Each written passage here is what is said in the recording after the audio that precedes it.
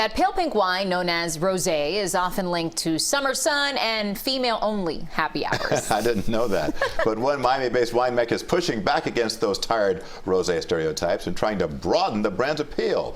CBS 4's Lisa Petrillo talks to the founder of La Fête du Rosé.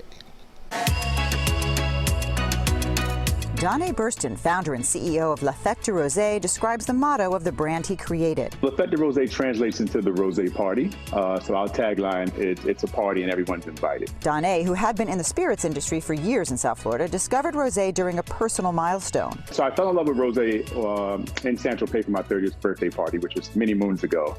And I always just loved the feeling that I had of every time I drank rosé. It kind of took me back to that moment. 15 years later, he was back in the south of France on business and met the owner of a French winery.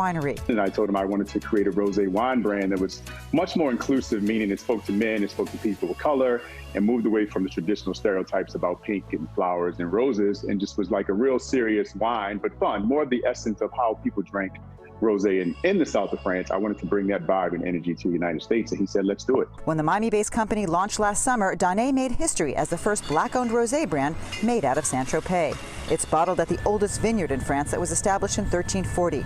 Local trendy South Beach spots started carrying La Fête right away. In March, when everyone began quarantine, Derek D. Nice Jones held the bottle up during his infamous DJ set on Instagram Live of over 100,000 people, including Michelle Obama and Oprah in attendance, and that really just skyrocketed us in terms of notoriety.